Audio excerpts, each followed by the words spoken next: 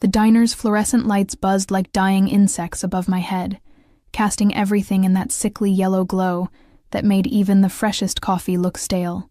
My feet ached in shoes held together more by hope than actual material, and the smell of grease had long since embedded itself into my hair, my skin, my very existence. I was invisible here, just another tired woman in a stained apron, serving eggs and refilling cups for people who never really saw me. I wiped down the counter for the 100th time that night, the rag leaving wet streaks across the cracked formica. Outside, the November rain hammered against the windows, turning the parking lot into a mirror of neon and darkness.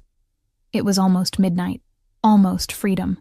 "Emma, table 6 needs more coffee," Sharon called from the kitchen, her voice sharp with the kind of exhaustion that comes from working double shifts for years on end. I grabbed the pot, its heat barely registering through my calloused palm, and made my way to the booth where an elderly couple sat in comfortable silence. They smiled at me, actually smiled, and something in my chest tightened. When was the last time someone had looked at me like I mattered? The bell above the door chimed. I didn't look up immediately. I'd learned not to make eye contact too quickly, not to seem too eager or too available. But there was something different about the energy that entered with the late-night customer. The air itself seemed to shift, growing heavier, charged with something I couldn't name. When I finally glanced toward the door, my hand stilled on the coffee pot. 3 men had entered, but only one commanded the space. He stood in the center, raindrops sliding down the shoulders of a black coat that probably cost more than I made in a year. Even from across the diner, I could see the sharp lines of his face, the way shadows seemed to cling to him like old friends. His shoes gleamed despite the rain, and there was something in the way he held himself, an absolute certainty that the world would bend to his will. The 2 men flanking him were built like walls, their eyes constantly scanning the room, hands resting near their waists in a way that made my instincts scream danger. But it was the man in the middle who held my attention. There was something familiar about the angle of his jaw, the way he moved with predatory grace. They took a booth in the corner, the one with a view of both the entrance and the back exit, the kind of seat someone takes when they always need to see what's coming. "Your turn," Sharon whispered suddenly beside me. "I'm on break." My heart hammered against my ribs as I approached their table, menu clutched like a shield. Up close, he was even more striking and more dangerous. His eyes were dark, almost black in the dim light, and when they lifted to meet mine, I felt the impact like a physical blow. For a moment, those eyes widened almost imperceptibly. His hand, reaching for the menu, froze in midair. "Coffee?" My voice came out steadier than I felt, years of service industry muscle memory taking over. He didn't respond immediately, just stared at me with an intensity that made my skin prickle. One of his men cleared his throat, a warning sound, but the man in the middle raised a hand slightly, a gesture so small it was almost invisible, but his companions fell silent immediately. "Emma." My name fell from his lips like a secret, like a prayer, like a curse. The menu slipped from my fingers, clattering against the table. How do you... You don't remember me." It wasn't a question. Something dark flickered across his face, there and gone so quickly I might have imagined it. "Of course you don't." But I did. Suddenly, terrifyingly, I did. Those eyes, that voice, stripped of 15 years and the hard edges that life had carved into him. A boy with paint-stained hands and dreams bigger than our shabby neighborhood could contain. A boy who had kissed me behind the school, who had promised me the world, who had disappeared one summer and never come back. Dante? The name emerged as barely a whisper. His lips curved into something that might have been a smile on anyone else, but on him looked like a weapon. "So you do remember." My legs felt weak. I gripped the edge of the table, aware that his men were watching me with new interest, their hands shifting beneath their jackets. You left? You just vanished." I'd thought so many things, that he was dead, that he'd never cared, that I'd invented the whole thing in my foolish teenage heart. "Sit down, Emma." It was a command, soft-spoken, but absolute. Everything in me wanted to run, to refuse, to maintain some dignity, but my body obeyed before my mind could catch up. sliding into the booth opposite him. The vinyl was cracked beneath me, digging into my thighs through my thin uniform. Up close, I could see the subtle differences. The scar that cut through his left eyebrow, the silver ring on his finger that caught the light, the way his jaw was harder, his eyes colder. This wasn't the boy I'd known. This was someone else wearing his face. "You work here," he said, and it wasn't a question. His gaze traveled over my stained apron, my exhausted face, and something dangerous flashed in his eyes. "How long?" 3 years.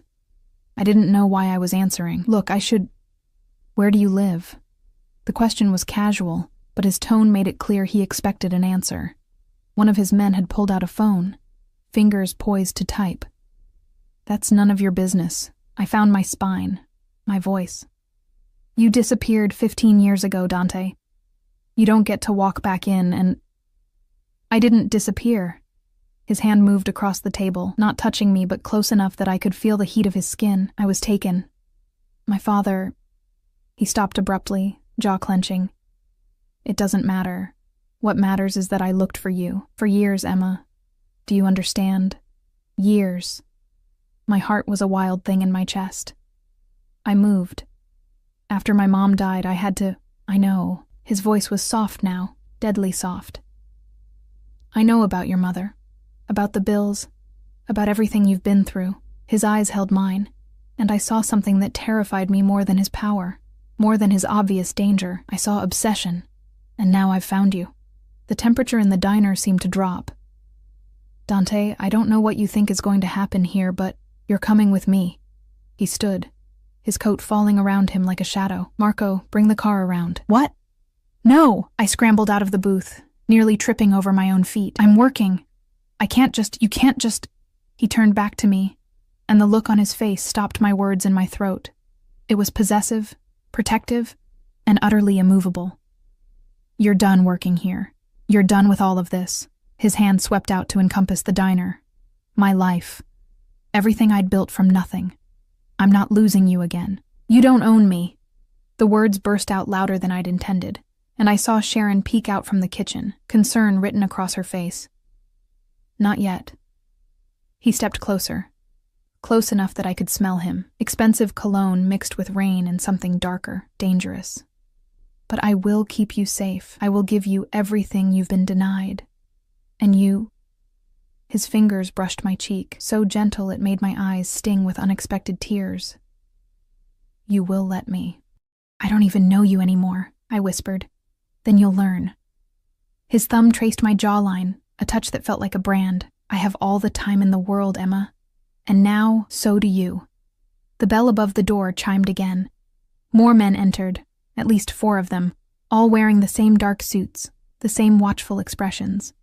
The elderly couple I'd served earlier gathered their things hastily, leaving cash on the table and hurrying out. The diner was emptying, everyone sensing that something was happening. Something beyond their understanding. "Please." I tried one more time, hating the tremor in my voice. "You can't do this. I can do anything." It wasn't a boast. It was simple fact, delivered with the confidence of someone who had never been told no and survived. "The question is whether you come willingly or whether I carry you out. Either way, Emma, you're leaving with me tonight." My mouth went dry. "Why? Why me?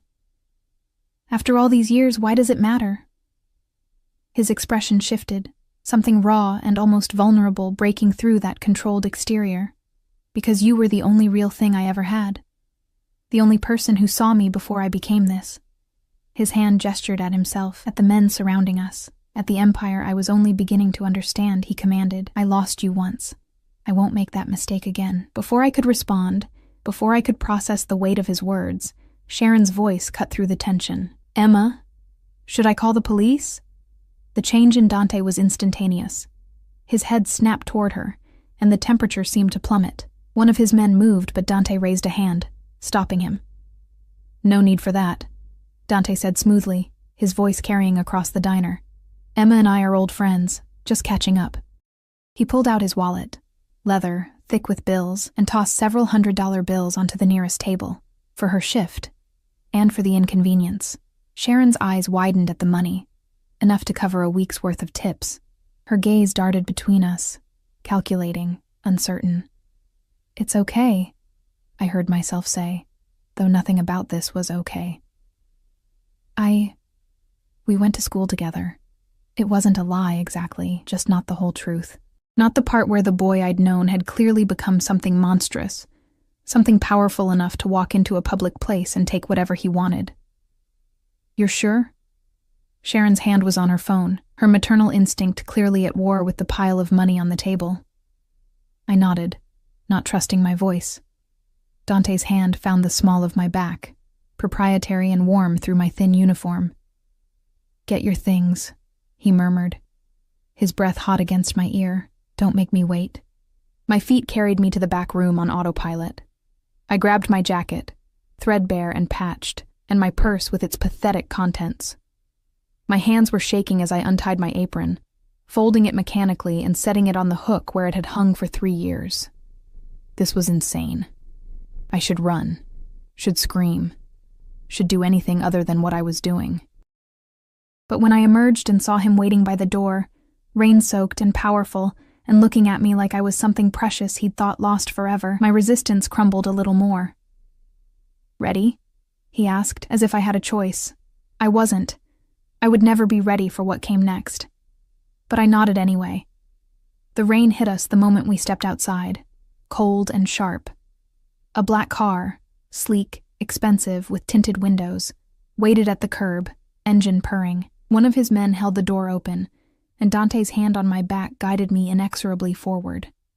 I was about to slide into the car when it happened. A loud pop, sharp as a gunshot, echoed across the parking lot. The car lurched violently to one side, and suddenly chaos erupted. Dante's men moved as one, surrounding us, hands diving into jackets. Someone shouted something in Italian. The world became a blur of motion and barely contained violence. "Tire blew," one of them reported, but his hand stayed on his weapon. Dante's arm had wrapped around me automatically, pulling me against his chest, his body a shield. I could feel his heart hammering, could feel the coiled tension in every muscle. "Coincidence?"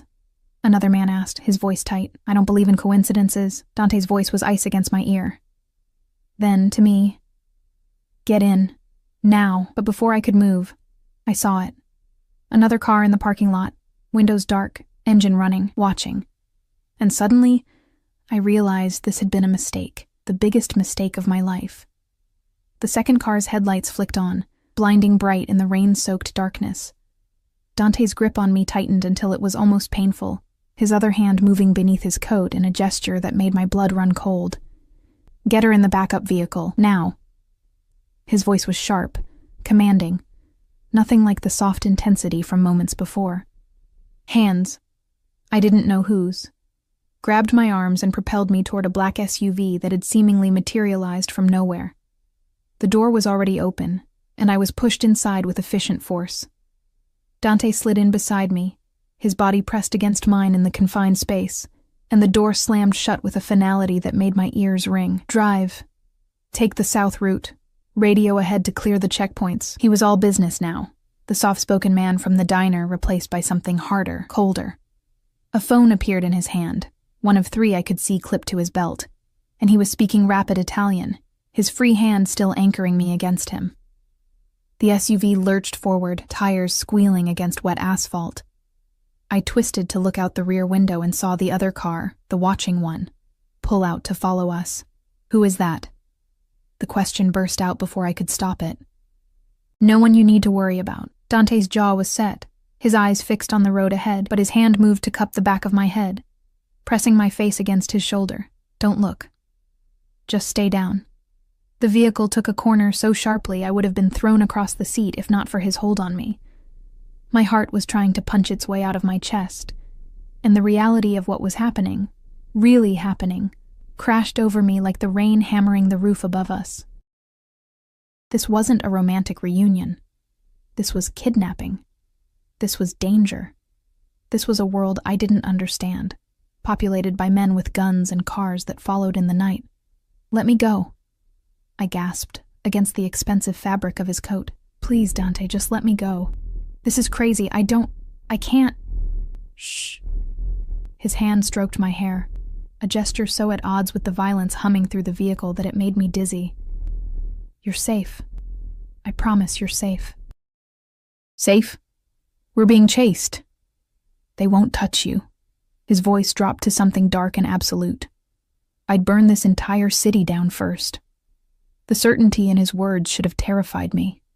Instead, some traitorous part of me responded to it, to the promise of protection I'd never had, to the idea of mattering enough that someone would fight for me. We drove for what felt like hours, but was probably only 20 minutes, the city lights giving way to darker streets, then to a private road lined with trees. Eventually, massive iron gates loomed ahead, swinging open as we approached. Guards with earpieces and visible weapons nodded as we passed, and I realized with growing horror that this wasn't just wealth. This was a fortress. The house, no, mansion, sprawled before us, all stone and glass and impossible architecture. Lights blazed from windows, and more men in dark suits moved through the grounds like shadows with purpose. The SUV stopped beneath a portico, and Dante's door opened immediately. He climbed out, then reached back for me, his hand extended like this was a date.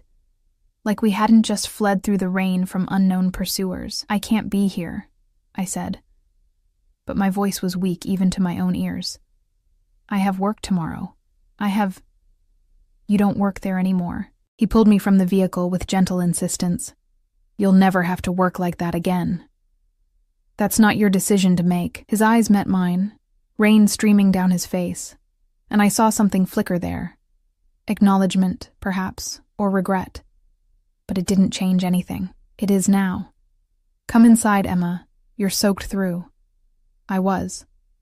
My uniform clung to me, my hair plastered to my skull, and I was shivering from cold and shock and the surreal nightmare my life had become in the span of an hour. A woman appeared at the entrance, older, elegant, with kind eyes that immediately assessed me with professional efficiency. "Mr. Caruso, the room is ready. I've laid out dry clothes. Thank you, Maria." Dante's hand found my lower back again, that possessive touch that seemed to be his default. "This is Emma. She'll be staying with us. Make sure she has everything she needs." "Of course." Maria smiled at me, and there was genuine warmth there. "Come with me, dear. Let's get you out of those wet things." I should have resisted, should have demanded to be taken home, to be released, to be treated like a person with rights and choices. But I was so cold, so tired, so overwhelmed that I simply followed Maria's gentle guidance up a sweeping staircase and down a hallway lined with art that probably cost more than my entire apartment building. The room she led me to was larger than my entire studio. A 4-poster bed dominated one wall, draped in silk that caught the light from a chandelier overhead. French doors opened onto a balcony, and through them I could see the grounds stretching into darkness, dotted with security lights and the silhouettes of patrolling guards. "The bathroom is through there," Maria indicated a door to the left. "I've drawn you a bath. The clothes on the bed should fit. Mr. Caruso was very specific about the sizes." That stopped me cold. How did he know my size? Maria's smile was knowing. "Mr. Caruso is very thorough when something matters to him. The bath will get cold if you wait too long." She left before I could formulate a response, the door clicking shut with a soft sound that might as well have been a cell door slamming. I stood in the center of that opulent room, dripping onto carpet that probably cost more per square foot than I made in a month, and tried to process what was happening. Dante, my Dante, the boy with paint-stained hands, was clearly someone important, someone dangerous, someone who commanded men with guns, and lived in a fortress, and thought nothing of taking what he wanted. And he wanted me. The thought should have been terrifying. It was terrifying. But beneath the fear, something else stirred, something I didn't want to examine too closely. The memory of being 17 and desperately in love with a boy who saw me, really saw me, when the rest of the world looked through me like I was glass. The bath was exactly as promised, steaming and fragrant with oils that turned the water milky. I peeled off my damp uniform with hands that shook, catching sight of myself in the mirror. I looked like exactly what I was, a tired waitress with dark circles under her eyes and calluses on her hands, Completely out of place in this world of marble and gold fixtures, the hot water was a revelation. I sank into it until only my face remained above the surface. And for a moment, I let myself just feel the heat seeping into my bones, unknotting muscles that had been tense for so long, I'd forgotten what relaxation felt like.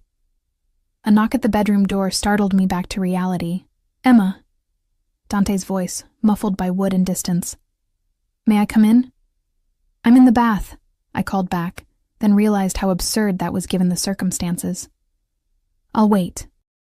I could picture him out there, probably dripping his own trail of rainwater, waiting with that infinite patience that seemed to be at odds with the violence I'd witnessed.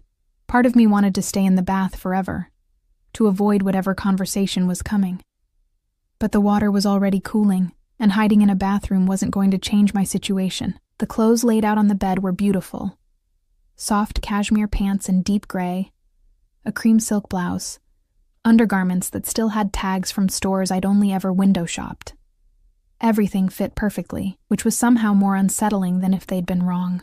I found him in the hallway, changed into dry clothes, black pants and a white shirt with the sleeves rolled to his elbows, revealing forearms marked with scars and what looked like the edge of a tattoo. He'd been leaning against the wall, but straightened when I emerged, his eyes tracking over me with an intensity that made my skin prickle. "Better?" he asked. "I want to go home. This is your home now. You can't just decide that." Frustration boiled over, giving me courage. "You can't just take me, Dante. This is illegal. This is necessary." He moved closer, and I had to fight the urge to back away. "Emma, you don't understand what you were, where you were. That diner, that neighborhood. Do you know what operates in that area? Who watches those streets? I've lived there for 3 years. I've been fine." His laugh was bitter. "Fine. You work yourself to exhaustion for pennies. You live in a building with broken locks and mold in the walls.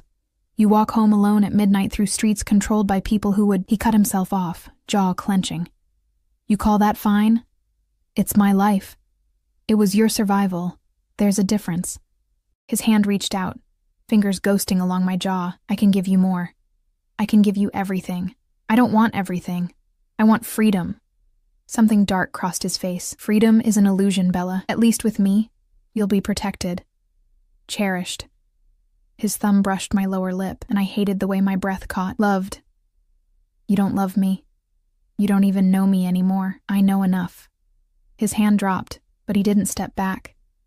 "I know you take your coffee black because cream costs extra. I know you read on your breaks, romance novels, the cheap ones from the grocery store. I know you send money to your aunt in Vermont every month even though you can barely afford it. I know you're kind to the homeless man who sits outside your building, that you give him your leftovers from the diner." His eyes held mine, fierce and unwavering. "I know you, Emma. I've known you for 15 years, even when we were apart." My throat closed up. "You've been watching me, protecting you. There's a difference." That's stalking, Dante. That's love." He said it simply, as if it were the most natural thing in the world. "I told you I looked for you when I finally found you 6 months ago. Did you think I would just walk away, leave you in danger, in poverty, struggling alone?" 6 months. He'd known where I was for 6 months, and only revealed himself tonight. The implications made me dizzy. "Why now?" I whispered. "Why tonight?" His expression shuddered, became unreadable. "Because I couldn't wait anymore, because every day I saw you serving people who didn't appreciate you, working yourself to death for nothing, was a day I failed you." He reached past me, opening the door to the room I'd emerged from. "It's late. You should rest. We'll talk more tomorrow. I won't stay here." He smiled, and it was sad and knowing and absolutely certain. "You will. Because the alternative is going back to that life, and I think—" His hand cupped my face, tender despite everything. "I think a part of you has been waiting for this. For someone to choose you, to fight for you, to refuse to let you disappear." The worst part was that he was right. Some desperate, lonely part of me had been waiting for exactly this. For someone to see me as worth keeping, tomorrow, he said again. his thumb stroking my cheekbone one last time before he released me. "Sleep well, Emma." He walked away, down that endless hallway, and I watched him go with tears burning behind my eyes. When I finally retreated into the room, I found Maria had left a tray. Tea, small sandwiches, fruit, comfort food, thoughtfully arranged. I ate mechanically, then climbed into the bed that was too soft, too large, too everything. The sheets smelled like lavender and expensive detergent, nothing like my own threadbare blankets that carried the scent of the diner no matter how many times I washed them. Sleep should have been impossible, but exhaustion won out over fear, and I drifted off with the taste of strawberries on my tongue and the memory of Dante's touch on my skin. I woke to sunlight streaming through windows I didn't remember opening, and the sound of birds I'd never heard in the city. For a disoriented moment, I didn't know where I was. Then it all came rushing back: the diner, the chase, the mansion, the prison. A knock sounded, and Maria entered with a tray. "Good morning. Mr. Caruso thought you might like breakfast in bed for today." "What time is it?" "Nearly noon. He asked that you join him for lunch when you're ready. There's a closet through that door. He's had it stocked for you." The closet was a room unto itself, lined with clothes in my size, shoes in my width, accessories I'd never owned.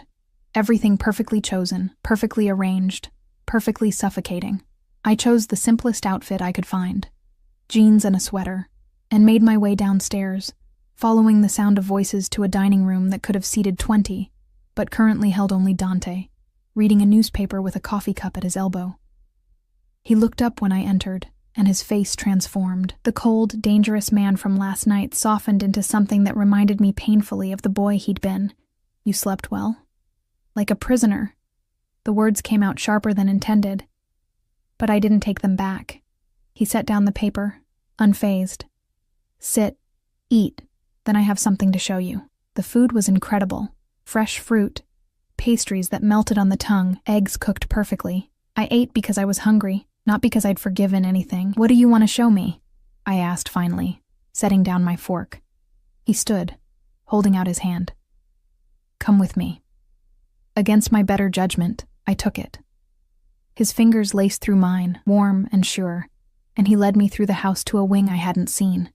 He opened a door, and I stepped into a room that made my breath catch. It was an art studio. North-facing windows flooded it with perfect light. Easels stood ready, canvases stacked against walls, paints and brushes organized with care. And on the walls, dozens of paintings. My face, from every angle, every mood, spanning years. "I never stopped painting you," he said quietly. "Even when I couldn't find you, you were all I could see." I turned to him, tears streaming down my face, and saw my own reflection in his eyes. Wanted, cherished, trapped. "What do you want from me?" I whispered. He stepped closer, his forehead resting against mine. "Everything. Nothing. Just stay. Let me keep you safe. Let me—" A man in a suit breathing hard. The door burst open. "Sir, we have a problem. It's about the Rossini girl. She's here." Dante's entire body went rigid. "What?" "She's demanding to see you. Says she has information about last night. About who was watching." His hand tightened on mine almost painfully. When he looked at me, there was something new in his eyes. Something like fear. "Emma, I need you to go back to your room. Lock the door. Don't open it for anyone but Maria." "Who is the Rossini girl? What's—" "Please." He kissed my forehead, quick and desperate. "Trust me. Just this once. Trust me."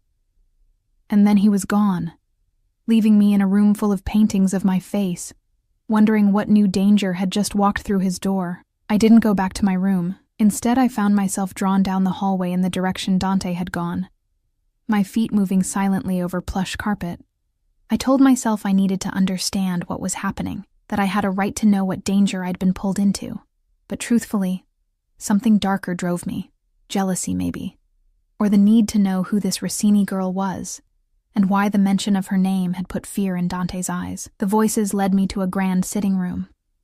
I pressed myself against the wall just outside, hidden behind a marble column, and listened. "Can't just show up here unannounced, Isabella." Dante's voice was tight, controlled anger barely leashed. I go where I please. The woman's voice was cultured, sharp as cut glass, especially when it concerns my family's interests. Or have you forgotten our arrangement? There is no arrangement. Your father and I have business dealings, that's all. A laugh, brittle and cold. Business dealings. Is that what we're calling it? Because I seem to remember a very different conversation 6 months ago. Something about alliances. About joining our families properly. My stomach dropped. 6 months ago. The same time Dante had found me. That was your father's suggestion, not mine. I made my position clear. Your position. Her voice dripped contempt. And what position is that, Dante? Because from where I'm standing, you've been stringing us along while you play house with some waitress you dragged in from God knows where. The urge to burst into the room, to defend myself, was almost overwhelming. But something kept me frozen, listening. Watch your tongue, Isabella. Dante's voice had gone deadly quiet. Emma is none of your concern. Emma. She drew out my name like it was something distasteful. The girl from the paintings, your little obsession. I should have known when you kept refusing me that there was someone else. I just didn't realize she was so common. This conversation is over. Leave. Now. I'll leave when I'm ready. But first, you should know. My father is aware of your little reunion, and he's not pleased. The Rossini family doesn't take kindly to being dismissed, especially not for some nobody from your past. Your father knows better than to threaten me. Does he? Because I seem to recall that shipment last month, the one that went missing. Or the warehouse fire in the dock district. Accidents happen, Dante, especially to people who forget their place in the order of things. Silence. Then Dante's voice, each word carefully measured. If your father has concerns about our business relationship, he can speak to me directly. Not send his daughter to make veiled threats in my home. This isn't a threat. It's a warning. You're playing a dangerous game, bringing that girl here. There are people who won't understand, who will see it as weakness. Then they can come say so to my face. Some already have. That car last night? The one following you from the diner? That wasn't random, Dante. That was a message. There are questions being asked about where your loyalties lie, about whether you're still fit to lead. My blood ran cold. The car, the blown tire. This woman was saying it hadn't been an accident. Get out, Isabella, and tell your father that if he wants war, he can have it, but he won't like how it ends. You would start a war over her? Over some girl you haven't seen in 15 years? Isabella's laugh was incredulous. She must be something special. I can't wait to meet her properly. You won't.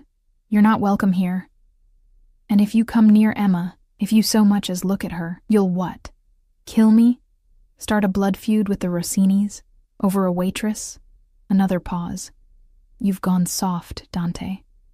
Love has made you weak. And in our world, weakness is fatal. Footsteps. I turned to flee, but wasn't fast enough. Isabella emerged, and we came face to face. She was beautiful in the way expensive things are beautiful. Polished, perfect, cold. Dark hair swept into an elegant chignon, designer clothes that hung perfectly on her slender frame, diamonds at her throat and wrists that caught the light. Her eyes, when they met mine, were calculating and cruel. Well, the waitress herself. She looked me up and down, taking in my borrowed clothes, my unmade face, everything that marked me as an outsider here. I can see the appeal, I suppose, if one likes the whole damsel in distress aesthetic. Isabella. Dante appeared behind her, his face thunderous. I said, leave. I'm going. She smiled at me, all teeth. Enjoy your time here, Emma. I'm sure it will be educational. Then, to Dante, my father will be in touch. She swept past me in a cloud of perfume that probably cost more than my monthly rent, her heels clicking sharply against the marble floor. The front door opened and closed, and then she was gone. Dante's hand gripped my arm, not gently. I told you to go to your room. I don't take orders from you. When it's for your safety, you do. He pulled me into the sitting room, closing the door behind us. Do you have any idea what you just walked into? What she could do with the information that you were eavesdropping? What I walked into? Dante, what the hell is going on? Who is she? What arrangement? What does she mean about your loyalties? He ran a hand through his hair, the first sign of agitation I'd seen from him.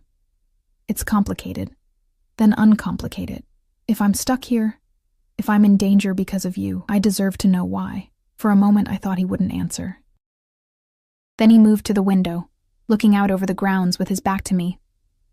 My father ran the Caruso family business. When I was 17, when I knew you, I thought I could escape it. I thought I could be normal, be an artist, be anything else. His shoulders tensed. I was wrong. They pulled me back, made me understand that blood has obligations, debts that must be paid. What kind of business? He turned to face me, and there was something bleak in his eyes. The kind you don't ask about if you want to sleep at night. The mafia. I said it flatly. You're in the mafia. I lead it. There's a difference. He moved closer. When my father died 5 years ago, I took over. The Caruso family controls the Eastern Territories. Shipping, imports, certain establishments.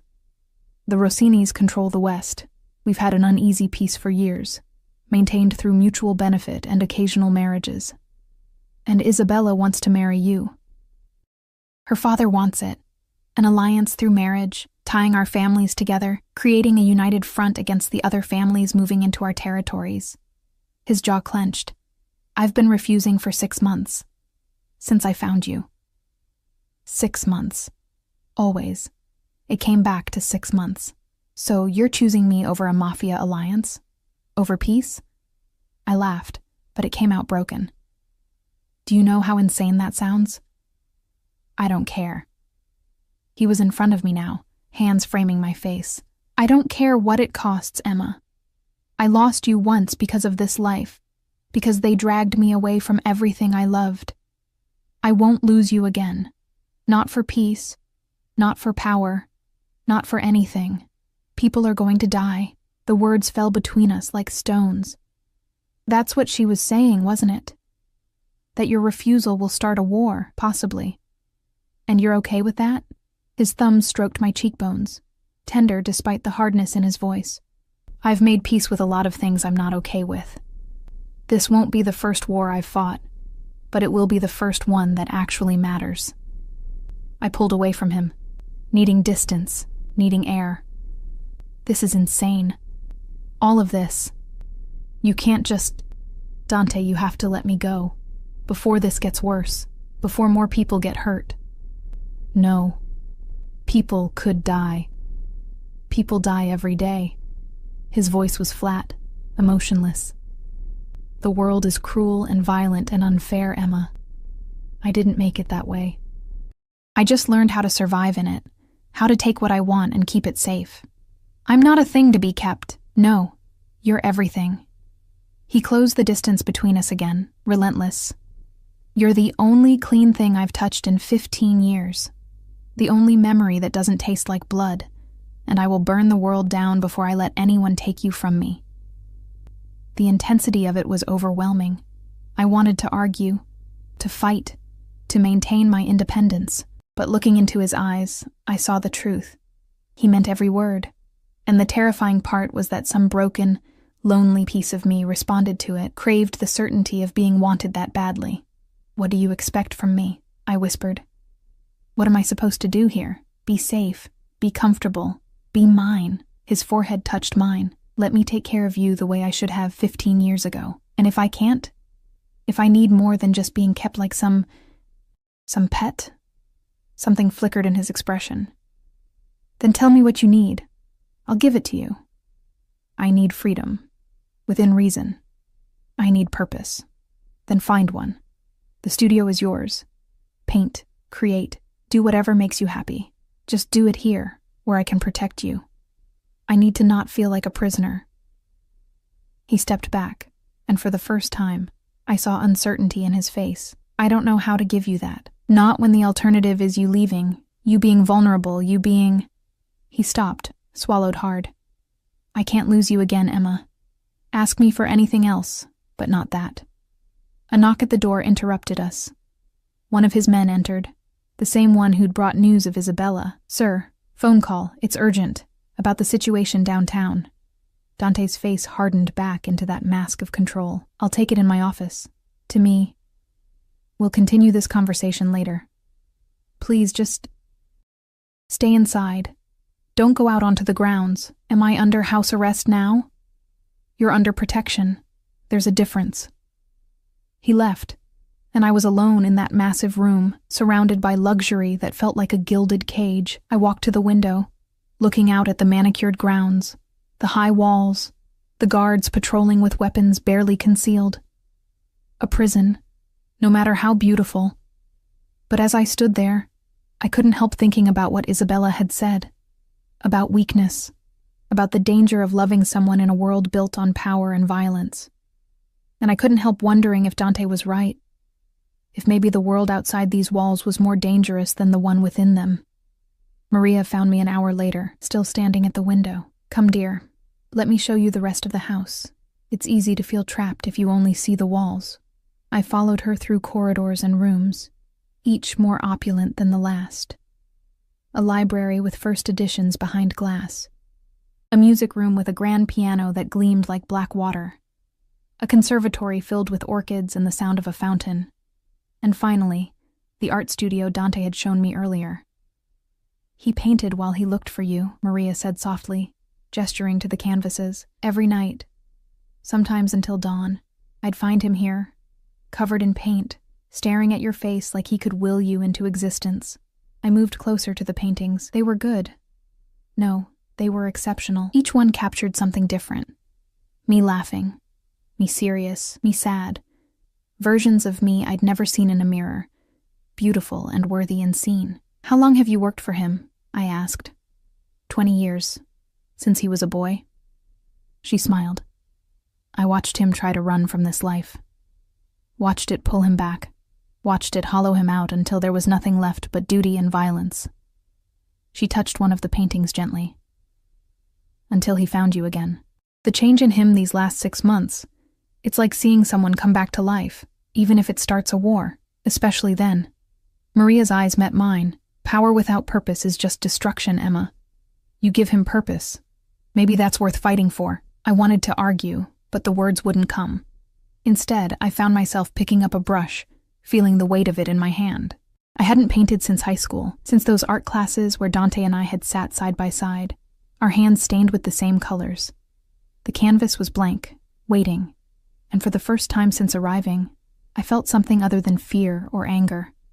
I felt possibility. I painted until the light faded, until my shoulders ached and my hands cramped. I painted the view from my old apartment window, the broken neon sign across the street, the fire escape where I'd sit on summer nights, the small patch of sky visible between buildings. I painted the life I'd left behind, trying to understand how I felt about losing it. When Dante found me, hours later, I was staring at the finished canvas with tears on my cheeks. "It's beautiful," he said softly from the doorway. "It's gone."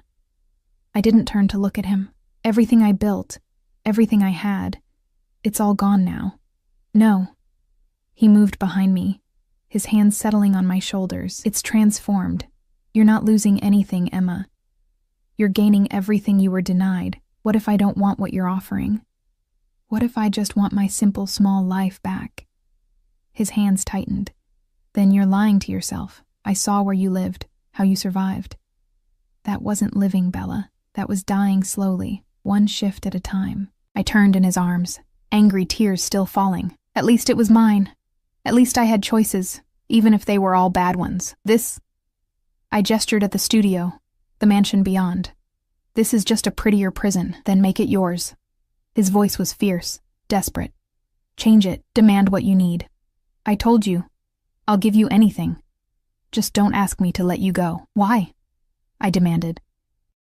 "Why me? After 15 years, why am I worth all this?"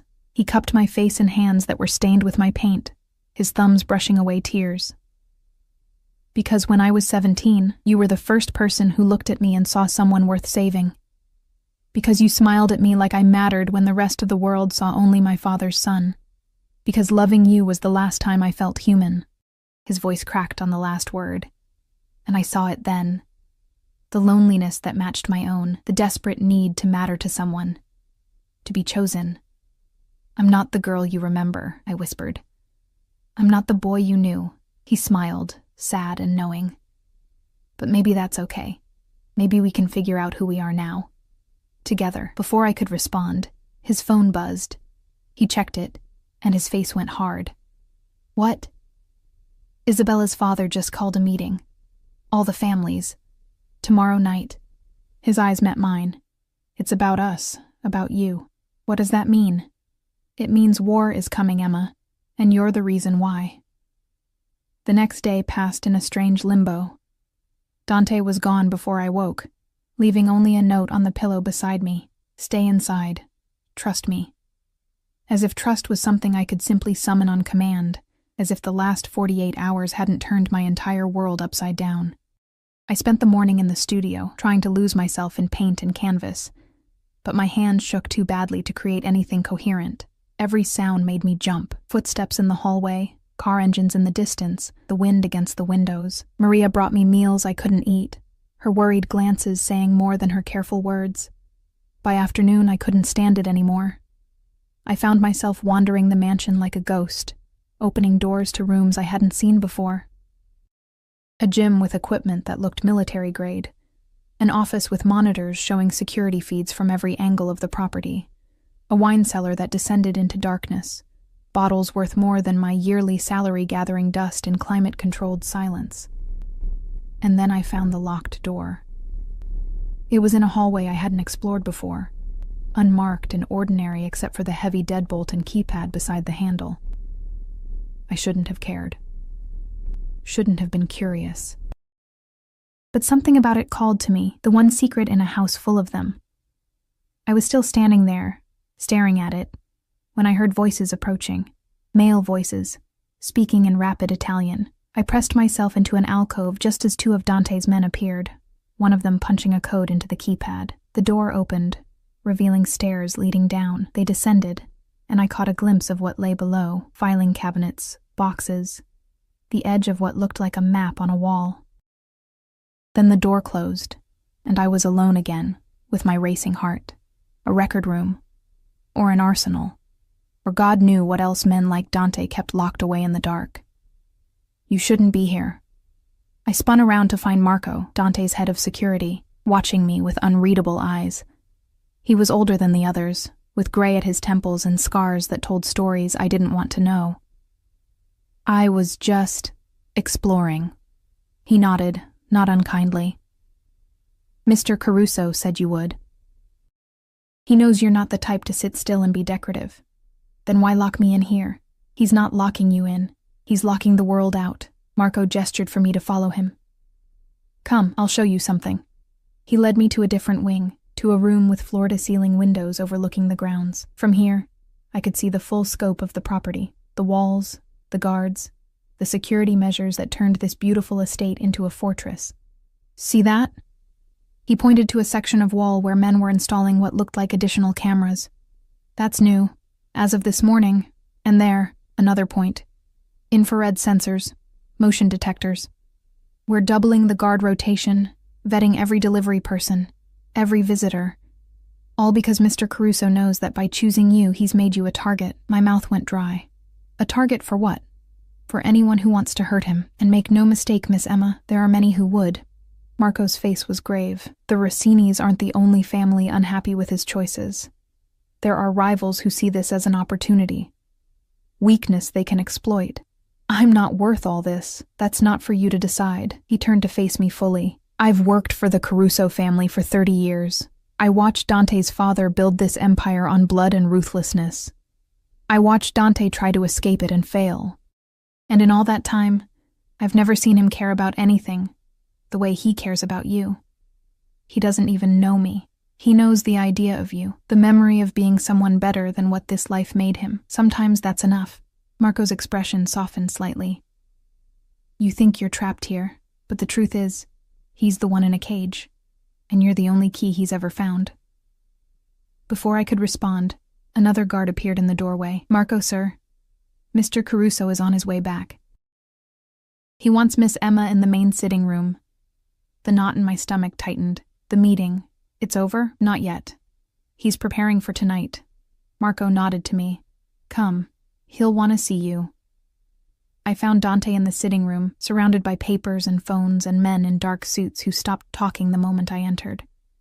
He looked up, and something in his face eased when he saw me. "Leave us," he said to the others.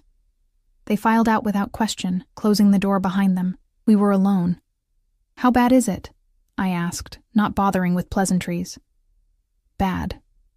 He loosened his tie, the first sign of stress I'd seen. "Giovanni Rossini is demanding answers. He wants to know why I've been refusing Isabella, why I've jeopardized our alliance. And he's not the only one asking questions." "Then tell them the truth. Tell them I mean nothing to you, that I'm just... Don't." The word cracked like a whip. "Don't ask me to deny you. I won't do it. Even if it prevents a war, especially then." He moved closer, and I saw the exhaustion in his eyes, the weight of decisions I couldn't begin to understand. "Emma, I need you to listen to me very carefully. Tonight's meeting will determine what happens next. Whether there's peace or violence. Whether you're safe or..." He stopped, jaw clenching. "I need you to promise me something." "What?" "If anything happens to me, if things go wrong, Marco will get you out. He has instructions, money, new documents. You'll be safe. Dante, promise me." His hands gripped my shoulders. "Promise me you'll run if I tell you to." "I can't. You can't ask me to just..." "I'm not asking." His forehead pressed against mine, his breath warm on my lips. "I'm begging. If I know you'll be safe, I can do what needs to be done tonight. But if I'm worried about you, if I'm distracted, then you'll get yourself killed." The words tasted like ash. "That's what you're saying, isn't it? That tonight could go wrong, that you might not come back. It's a possibility I have to prepare for." Something broke open in my chest. "You're really willing to die for this? For me?" "I'm willing to do whatever it takes to keep you." His thumb brushed my cheek, catching a tear I hadn't realized had fallen. "I've lived 15 years without you, Emma. I've built an empire, commanded respect, taken what I wanted from this world, but none of it meant anything. None of it filled the hole you left. That's not fair. You can't put that on me." "I know." He pulled back slightly, his eyes searching mine. "I know it's not fair. Nothing about this is fair, but it's the truth." I was shaking, I realized. From fear or anger or the overwhelming weight of being responsible for his life, I couldn't tell. "What do you want from me, Dante? Right now, in this moment, what do you want?" "I want you to kiss me." The words were raw, vulnerable. "I want to remember what it felt like to be 17 and stupid and in love, before everything got complicated. Before I became this." He gestured at himself, at the expensive clothes and heavy watches and all the trappings of power. "We're not those people anymore, no. But maybe we can be something better." His hand cupped my face, and I felt the calluses on his palm. Roughness that matched my own, earned through different struggles but equally real. "One kiss, Emma. Give me that much before I walk into a room full of people who want me dead." I should have said no, should have maintained boundaries, kept my distance, protected what was left of my independence. But looking at him, really looking at him, I saw the boy I'd loved beneath the monster he'd become, and I saw something else too, the same desperate loneliness that had defined my own life for so long. So I kissed him. It started gentle, tentative. A brush of lips that tasted like memory and regret, but then his hand tangled in my hair, and I gripped his shirt. And suddenly we were 17 again, stealing kisses in the art room after school, paint-stained and breathless and alive. Except we weren't 17, and this kiss carried the weight of 15 years, of all the things we'd lost and found and broken between us. When we finally pulled apart, we were both breathing hard, foreheads pressed together in the silence. "Come back," I whispered. "Whatever happens tonight, you come back to me." "I will." His lips brushed my temple. "I promise." A knock at the door shattered the moment. Marco's voice. "Sir, the car is ready." Dante straightened, and I watched the transformation happen. The vulnerable man replaced by the cold, calculating leader. He adjusted his tie, checked his watch, became someone I didn't quite recognize. "Stay with Maria," he said. "Don't open the door for anyone else, and Emma..." He turned back at the threshold. "Thank you. For the kiss. For believing I might be worth coming back to." Then he was gone, and I was alone with the taste of him on my lips and terror in my heart. The hours that followed were torture. Maria tried to distract me with dinner, with television, with anything that might keep my mind from spiraling.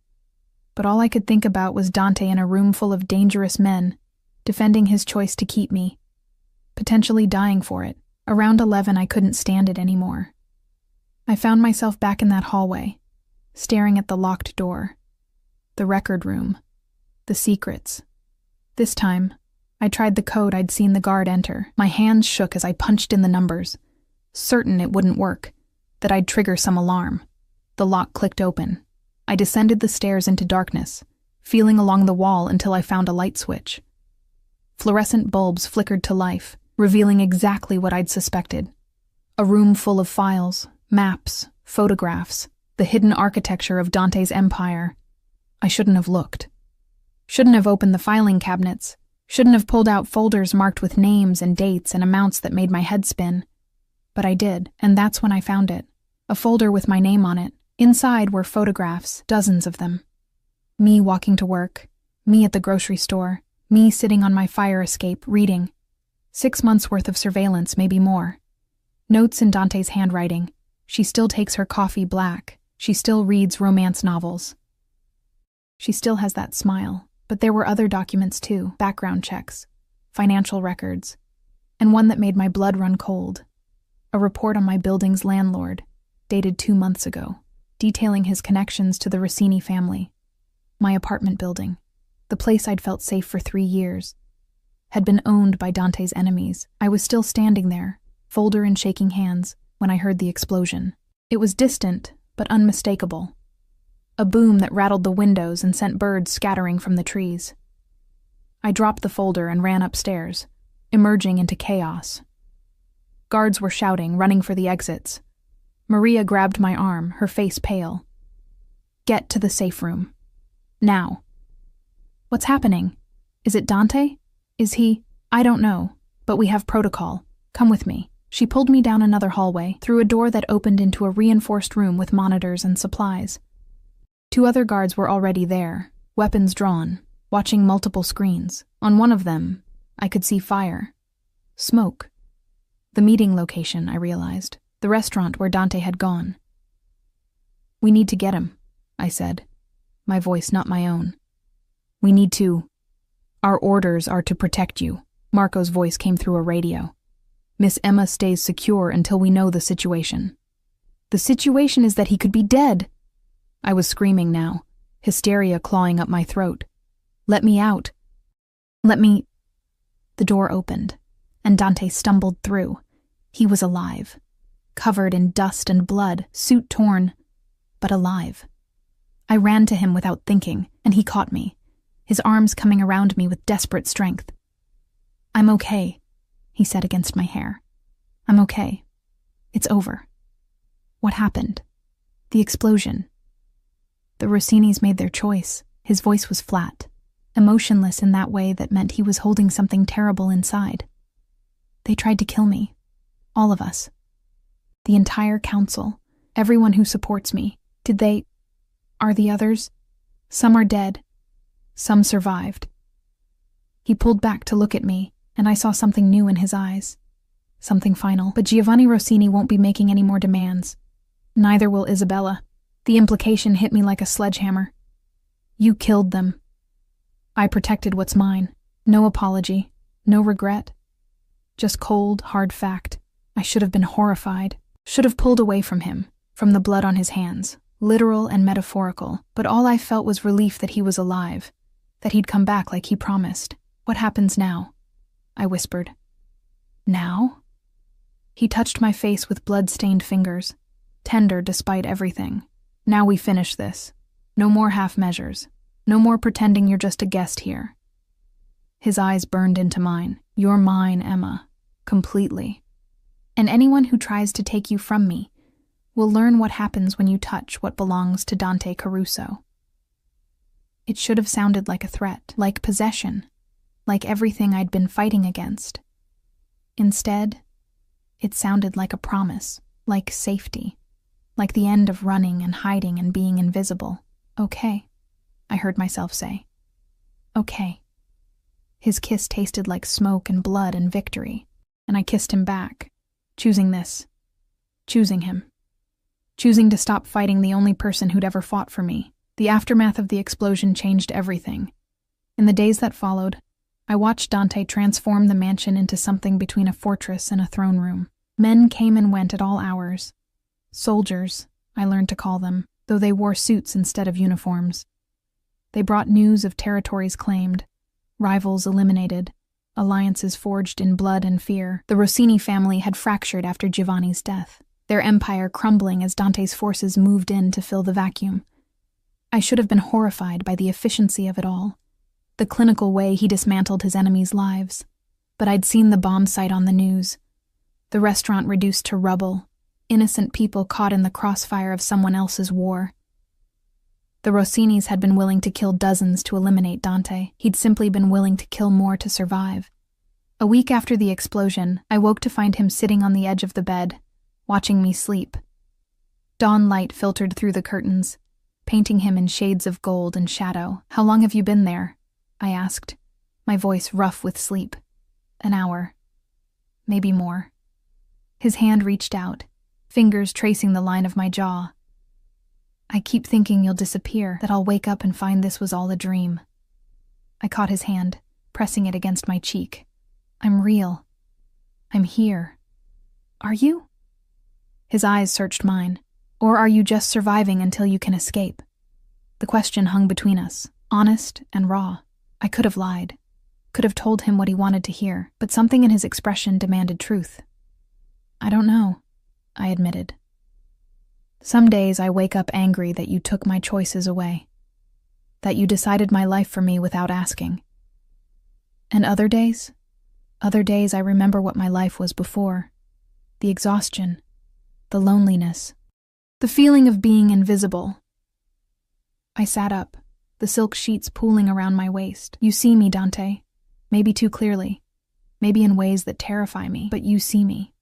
His thumb brushed my lower lip. "I've never stopped seeing you. Even when you were gone, you were all I could see. That's not healthy. I know." A ghost of a smile. "Nothing about this is healthy, but it's real.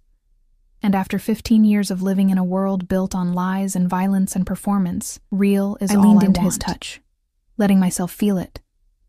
The warmth of his skin, the calluses on his palm, the steady beat of his pulse beneath my fingertips where I'd pressed my hand to his wrist. "What do we do now? The war is over. You won. So what happens to me? What do you want to happen?" It was the first time he'd asked, the first time he'd given me agency in my own fate. I thought about it carefully, sorting through the tangle of emotions that had defined the past 2 weeks. "I want to paint," I said finally. "I want to use the studio to create something that matters, not just for myself, but for others." "Done. I'll have Maria reach out to galleries, art dealers." "No," I stopped him. "I want to teach. Kids from neighborhoods like the one I grew up in. The ones who think art is something only rich people get to care about." Something shifted in his expression. Surprise, maybe, or respect. "You want to bring them here? I want you to fund a program at community centers, at schools. Supplies, instruction, scholarships for the talented ones." I met his eyes. "You've built an empire on taking from people. Let me help you give something back." For a long moment, he just stared at me. Then he laughed. A real laugh. The first I'd heard from him since we'd reunited. "You're going to spend my money on art programs for children. Blood money might as well do some good. It's not all—" He stopped, shook his head. "Yes. Okay. Whatever you want. I'll have my accountant set up a foundation, put you in charge of it. I want autonomy, real autonomy, to make decisions without your approval. Within reason. No. Complete autonomy. If I'm going to do this, I'm going to do it right." I gripped his hand. "You said you'd give me anything. This is what I want. Purpose, agency, the ability to make something good out of all this darkness." His jaw clenched, and I could see the war happening behind his eyes, the need to control everything warring with his need to give me what I asked for. Finally, he nodded. "Okay. Complete autonomy. But," he raised a finger, You take security with you, everywhere. The world knows about you now, Emma, about what you mean to me. That makes you a target. I can live with that. And you live here. With me. No separate apartments. No maintaining your independence by keeping one foot out the door. My heart hammered. You want me to actually move in. Officially. I want you to stay. Forever. His hands cupped my face. I want to wake up to you every morning and fall asleep beside you every night. I want to watch you paint and argue with you about art and listen to you talk about your students. I want... His voice cracked slightly. I want to build a life with you, a real one. Not just this holding pattern where you're my captive and I'm your captor. What if I can't love you back? The words came out whisper soft. What if too much has happened, too much darkness, and I can't? Then I'll love you anyway. Simple. Certain. Absolute. I'll love you enough for both of us until maybe, someday, you can love me too. Or not. Either way, you're mine. And I'm yours. And that's enough. Tears burned my eyes. You're insane. Probably. He kissed me, soft and sweet and devastating, but I'm your kind of insane. Say yes, Emma? Not because you're trapped, but because you're choosing this. Choosing me. I thought about the diner, about my tiny apartment with its broken locks and mold. I thought about being invisible, being nobody, serving coffee to people who never learned my name. And I thought about the studio full of paints, about the foundation I could build, about waking up next to someone who saw me as worth fighting wars for. It wasn't a fairy tale. It would never be normal. But maybe normal was overrated. Yes, I whispered against his lips. I'll stay. I choose this. I choose you. His arms came around me, crushing me against his chest, and I felt the shudder that ran through him. Relief and joy, and something that felt almost like tears. Thank you, he breathed into my hair. Thank you. We stayed like that until the sun was fully up, until Maria knocked gently to announce breakfast, until the world demanded our attention. But something had shifted. Something fundamental. I was no longer a prisoner. I was a partner. And that made all the difference. 3 months later, I stood in the community center in my old neighborhood, watching 20 kids experiment with watercolors for the first time. Their hands were already stained with paint, their faces lit with the kind of wonder I remembered from being their age. Miss Emma, look, a little girl, Sophia, 7 years old, gap-toothed and brilliant, held up her painting. It was abstract, wild with color, utterly fearless. It's beautiful, I said honestly. Tell me about it. As she launched into an explanation involving dragons and rainbows in her grandmother's garden, I felt arms wrap around me from behind. Dante's chin rested on my shoulder, his body warm against my back. You're good at this, he murmured. You're supposed to be at a meeting. It ended early. I wanted to see you. His lips brushed my temple. Besides, Marco was getting nervous about you being here without me. I glanced over to where Marco stood by the door, trying to look inconspicuous in his expensive suit among the paint-splattered chaos. The kids had already nicknamed him Mr. Serious. They're children, Dante, not assassins. I'm aware. Doesn't mean I don't worry. His arms tightened slightly. This place, your old neighborhood, there are still people here who work for families that aren't friendly to us. Then they'll see me doing something good, building something positive. I turned in his arms. Unless you want me to stop? Never. His hand cupped my face. I'm proud of you. Of this. You're changing lives, Emma. These kids, they'll remember this. Remember that someone cared enough to give them beauty. We're giving them beauty. This is your money, your resources, your vision, your heart. He kissed me softly, unmindful of the giggles from the children around us. I'm just the bank. You're more than that. I rested my forehead against his. You're the reason I can do this, the reason I'm not too exhausted or too broke or too invisible to matter. You always mattered, but now I know it. We stayed there for another hour, Dante surprisingly patient as kids showed him their artwork and asked him questions about his fancy watch and why he wore a suit when it wasn't Sunday. I watched him crouch down to their level, saw the careful way he handled their paintings, and caught glimpses of the boy he'd been, the one who'd loved art before the world had turned him into something harder. That night, back at the mansion, I found him in the studio. He stood before an easel I'd never seen him use, a brush in his hand, staring at a blank canvas. "I didn't know you still painted," I said from the doorway. "I don't. Haven't in years." He set down the brush. "But watching you today, with those kids, I remembered what it felt like to create something instead of destroy it." I moved to stand beside him. "So create. I'll even share my studio. It's your studio." "No, it's our studio." I picked up the brush he'd abandoned, pressing it back into his hand. "Paint with me. Show me who you were before everything else." For a moment, I thought he'd refuse. Then he dipped the brush in paint, cobalt blue, the color of night sky, and made the first stroke across the canvas. We painted together as the moon rose, our hands finding the same rhythms we'd had at 17. And when the painting emerged, abstract and emotional and raw, I saw both of us in it, the darkness and the light, the violence and the beauty, the brokenness and the hope of being whole. "I love you," he said suddenly, his eyes on the canvas rather than me. "I know I've said it before, but I need you to know. I love you. Not the memory, not the idea. You. This version of you. The one who challenges me and fights me and refuses to let me turn her into something she's not." My throat tightened. I'd been waiting for those words to feel real, to land without the weight of obligation. And finally, standing in our studio, paint on our hands and our creation between us, they did.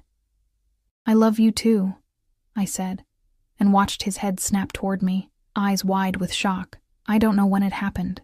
Maybe it never stopped. Maybe it's new.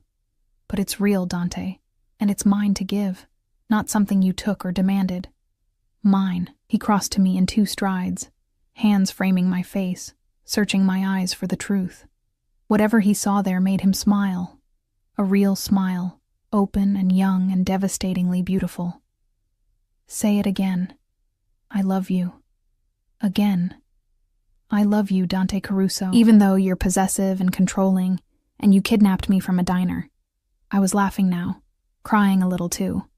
"I love you even though you're dangerous and dark, and you've probably killed people I don't want to know about. Definitely have. I love you anyway, because you see me, because you fought for me, because you gave me a purpose when I thought I'd never matter." I kissed him, tasting salt from my own tears. "Because you let me choose you instead of just taking me." His kiss was different this time, not desperate or claiming or afraid. It was grateful, joyful, free. "Marry me," he said against my lips. I pulled back. "What?" "Marry me. Not for alliances or appearances or because it's expected. Marry me because you love me, and I love you. And I want the world to know you chose this. Chose us." "That's insane. We've only been together 3 months. We've been together 15 years. We just had a long break in the middle." His smile was crooked, hopeful. "Say yes, Emma. Make me the luckiest man alive." I should have said it was too soon, should have been practical, careful, smart, but I'd spent my whole life being careful. And where had it gotten me? Exhausted and invisible and alone. "Yes," I said. "Yes, I'll marry you." His kiss lifted me off my feet, spinning me in a circle as laughter spilled from both of us. When he finally set me down, we were both dizzy, both grinning like fools. "I'm going to spoil you," he promised. "The wedding, the honeymoon, everything." "Small wedding," I interrupted. "Just people who matter. I don't need a spectacle." "Okay, small wedding. But the ring I'm not compromising on. I don't need—" He pulled a box from his pocket. He'd been carrying it, I realized, waiting for the right moment. Inside was a ring that took my breath away. A sapphire the color of midnight, surrounded by diamonds that caught the light like stars. "It was my grandmother's," he said softly. "The only woman my grandfather ever loved. He gave it to her when they had nothing, promising someday he'd give her everything. She wore it until the day she died." He took my hand. "I want you to have it, to know that you're not just my choice. You're my legacy, my everything." The ring slid onto my finger perfectly, as if it had been waiting for me all along. 6 months later, we were married in the garden of the mansion, surrounded by flowers and friends and the children from my art program who threw petals and giggled through the ceremony. Maria cried. Marco smiled, and Dante looked at me like I was every prayer he'd ever whispered in the dark finally answered. Our life wasn't normal. It would never be normal. There were still guards, still danger, still the weight of the empire he'd built on violence and power, but there was also laughter, art, purpose. Love that had survived 15 years of separation and found its way back home. On our wedding night, as we lay tangled together in silk sheets, Dante traced the line of my spine with gentle fingers. "Do you regret it?" he asked quietly. "Any of it?" I thought about the diner, the explosion, the fear and anger and resistance. I thought about everything I'd lost and everything I'd gained. "No," I said honestly. "I regret that it took so long, that we lost 15 years. But us, I don't regret this. Even though I kidnapped you, you rescued me. There's a difference." He laughed against my shoulder. "Is that what we're calling it?" "That's what I'm calling it." I turned to face him, my hand over his heart. "You gave me back my life, Dante. A better one than I ever could have built alone. You gave me purpose and safety and love. So yes, you kidnapped me. But you also set me free." His eyes shone in the moonlight streaming through the windows. "I love you, Mrs. Caruso. I love you too." I kissed him softly. Forever. And in that moment, in that room, in that life we'd built from ashes and obsession and second chances, forever felt possible. We'd both been lost, him to violence, me to invisibility, but we'd found each other again, and this time, we weren't letting go. The waitress who'd stopped to fix a mafia boss's car had discovered she was his first love. But more importantly, she'd discovered she was her own person, capable of love and strength and choosing her own destiny, even when that destiny wore an expensive suit and commanded an empire. Our story didn't have a fairy tale ending. It had something better, a real one. Messy and complicated and stained with paint and blood and absolutely perfectly ours. And that was enough.